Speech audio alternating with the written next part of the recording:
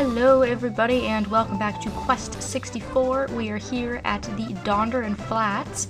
We got here in the last video after coming out of Connor Forest. However, I decided not to go forward in fear that I would get my butt whooped, and that is pretty much what had happened.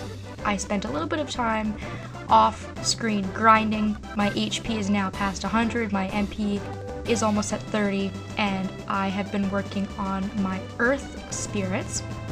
And these enemies are still going to be tough for me, but I figured that I'm at a good enough point now where I can just kind of get a move on.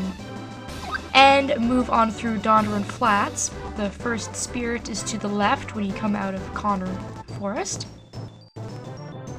And this place is long and boring. It's a flat, really, is honestly what it is. There's no other word to describe it. And like I've mentioned, the enemies in here are very tough. Now, if you have fire, you most likely won't have too much of a problem, because a lot of the wind enemies are weak to fire. We have a couple of rock, earth enemies, and almost all of them are new. We've got about 7 different enemies here to defeat, and they've all scaled up in levels, so I did have to use a couple of items. I did have to use some dewdrops, and I did have to use some of my bread, and I did actually die once. Even I had some difficulty, and I will probably spend more time off-screen grinding when I feel like it, but right now I'm kind of grinded out. I just kind of felt like I wanted to come and record a video and make a little bit of progress anyways. And I find that a lot of the enemies come in big mobs, especially these guys, the Death Eaters, or Death Huggers. I don't know, Death Eater sounds so much more badass, but what do I know, I guess. When I was in Connor Forest, I was kind of trying to stay as far away from the enemy as I could. I was trying to keep a distance and use Wind Cutter and Rock and whatnot. But as I'm going on, I'm finding that it's a lot easier for me to just go up to the enemy and whack it with my staff, because my attack power is really, really high. But to start out the battle, to kind of lure the enemy to me, I do use a variety of spells. So I'm trying to change my battle strategy a little bit, and as you can see, I'm taking an absolute beating. I only have 44 HP left, and by the end of this battle, I will be near dead. And if my staff keeps missing, then this is going to be a real problem. But this is pretty much what's normal for this area. This is pretty much how it's been since I've gotten here. So if you're taking a major ass whooping like I just did, then that's pretty normal.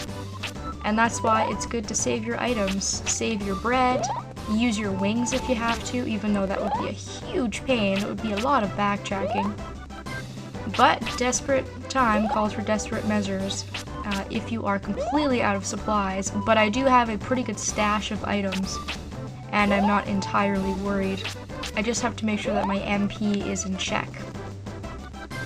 And luckily, by healing myself, I will get more MP because I'm leveling up my magic. So, because these battles are taking me a very long time, I'll try to run away from some of them and fight some of them. I'll kind of go half and half. If there's a new enemy we haven't seen, I'll try and fight it and talk about it a little bit. And we're just going to collect spirits and make our way through the flats. We have to go to another forest level, but we'll be doing that a bit later. Right now my main concern is just to get through this colossal flat land, like a prairie almost, except there are lots of trees. These are the goblins, I do believe they're called, and I found these guys to be some of the easiest enemies to fight, because they've got this little light arrow attack, which is pretty easy to dodge, and even if you don't dodge it, it doesn't do a lot of damage. They come in big groups though, which can kind of be a bit of a pain. And with these guys, I do choose to stay back, because like I said, that light arrow attack is just pathetic. And and I can do quite a bit of damage with wind from here. However, I don't want my magic to get too low, so I'm gonna soften them up a little bit and then go in for the kill. Yeah, and these enemies can be very overwhelming. So just do whatever it is that works for you. If you have Restriction, I'll use it as an example. Restriction is an ability that will hold your enemy in place, and it can actually work on large groups. However, I don't find to have much luck with it. It often misses. But if you're having a hard time, and these enemies are just completely kicking your butt, then you could try that. If you have fire, and you have abilities to buff your staff and make yourself stronger, then that's also a good idea. Of course, with rock, you have the advantage of staying far away and working from a distance. With water, you kind of have to get right up close, so I haven't actually been using a lot of my water magic for battling, just for healing. Alright, and there are lots of twists and turns in this place, so I apologize if I don't give very good directions.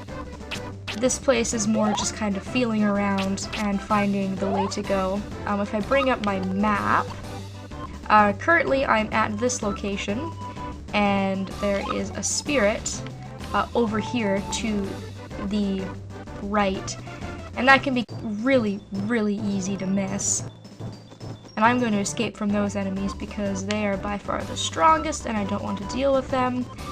And I was also wrong. I'm very sorry. There's not a spirit there. There is a spirit on a cliff that looks very similar to that though, so I'm going to have to keep my eyes peeled.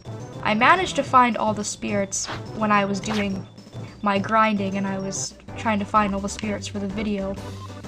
But again, I was just kind of feeling around. I wasn't exactly pinpointing locations on my map or anything like that because this place is pretty straightforward.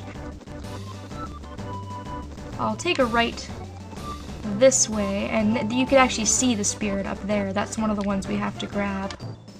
But unfortunately right now it's just kind of taunting us. It's staring us right in the face. And it says, nah, you gotta climb some cliff somewhere in order to find me. There's only 3 in the plains, but they're so well spread out, it just drives me nuts. We haven't ran into all the enemies in this area yet either. We still have quite a few to find. However, we have a pretty big mixed bag here, as you might be able to see. We've got some enemies using wind, we've got a couple enemies using rock. I forget which the arrow spells that those guys were using belong to. I want to say it's a mix of something. For example, it would be like a mix of fire and water or something like that. Because some of the abilities you just get by combining abilities. I have a feeling I've missed a spirit somewhere. But that's alright, I'll be in this area for a long while, so if I do miss something in this video, I will of course go back for it. Oh my god. Enemies! Enemies everywhere. They're just dying to take a piece of me, aren't they? Poor Brian, he never gets a break. He never gets to listen to the beautiful, peaceful music. And here's the spirit that was up on that cliff that we saw, that was taunting us. And I have missed one, and I missed the turnoff, but that's okay because it's near Glencoe Forest, so you can get it on your way to where we're going to be going, or you can get it when you go to Glencoe Forest, so maybe that's what I'll do. I'll go and I'll grab it a little bit later, because we'll be going there shortly. I just want to spend a little bit of time grinding more on these enemies before I go to the forest, because you see how much of a pain in the ass these enemies are. Well, the forest is even worse. So I'm gonna try and fight one of these guys. There's only one of them, so that's not too bad. These are the Apophis, I guess is how you would pronounce that. They are wind, and they use wind cutter like I do. And the reason I don't like these things is because they're very strong. They seem to have a ton of HP. And these are actually the enemies that killed me. I was in a battle with 2 of them. I had killed 1. I was working on the second one. I thought I could get it, so I just went ahead and whacked it with my staff, and it ended up killing me first. So that was kind of a shame. But that's okay, because like I said, there's really no harm in dying. I didn't have to really do anything extreme. I didn't lose any progress or anything like that. Oh, and we got the Spirit Light. I'm gonna check that out, because I think that's actually a rare drop from what I remember. Sacred Water. Full HP recovery. Aw, man, thank you. I will take that. That's good news. At least something good came out of it. Speaking of HP, I should heal before I forget. I don't think there's a drop chance in this game, like some enemies have a certain percentage of dropping enemies in some games, but I don't think that that is the case with this game. I think it's just a matter of getting lucky. So I don't really have any sort of advice for picking up that item, because that was the first time I've ever gotten it, so. It's getting dark, and there's a ship over there you can see. And if I could get to it, that would be really nice. There is a frog knight. We ran into this enemy in the forest, and I haven't yet managed to run into its counterpart, the Frog King, which, next to the Apophis, I would say is probably the strongest enemy. It can do like 30 damage at a time, which is very scary. So I think that's pretty much the only enemy that we're missing. And usually when I see a group of those guys, I will run. But I'm getting more confident. If I see a group of goblins, they're really no problem. A group of death huggers really isn't that much of a problem as long as I'm careful and conserve my MP. But I don't think I'm comfortable enough to go to Glencoe Forest yet. Alright, almost there. Come on, Brian. Use your little legs. Escape! Run away! That is really irritating when you're trying to get somewhere and they just will not leave you alone. But finally, we're in a safe zone.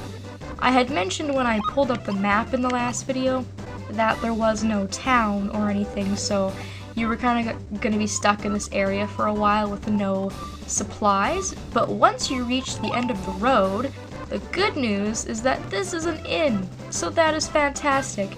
So if you die, you'll go back to this inn instead of going all the way back to Dondoran, which first of all is very nice all on its own. Second of all, you'll have a great place to save if you are using the cartridge and you need to save that way, because I can imagine you'll probably want to save all your progress and all the grinding that you've been doing. And what does Shannon have to say? The water capital Larapool is located on the other side of the lake. There is no fairer city in the Isles. It's even as pretty as the castle town Limelin, or Limelin, I don't know. All these towns have weird names. And I think we can go and talk to the ferry captain. He may or may not be on board. I think he is. And he'll actually take us if we want to. But I don't feel like going right now. It's really nice because you don't have to pay money in the game, so he's not gonna charge you to take the ferry. He's just gonna take you just because he feels like it, because he's a nice guy like that. Now that we've reached the inn, and we have the option to go to Larapool, you should know that Glencoe Forest is optional, I do believe. So you don't have to go there if you don't want to, but it's a great opportunity to grind, to see some new enemies, and to grab some spirits, so I definitely wouldn't skip out on it, even if you are having difficulties in the game. Don't worry, it does get easier, and the next time you see me, I should be grinded up a little bit more and ready to take on the challenges of Glencoe Forest. So I hope you guys enjoyed, thank you for watching, and hopefully I will see you next time.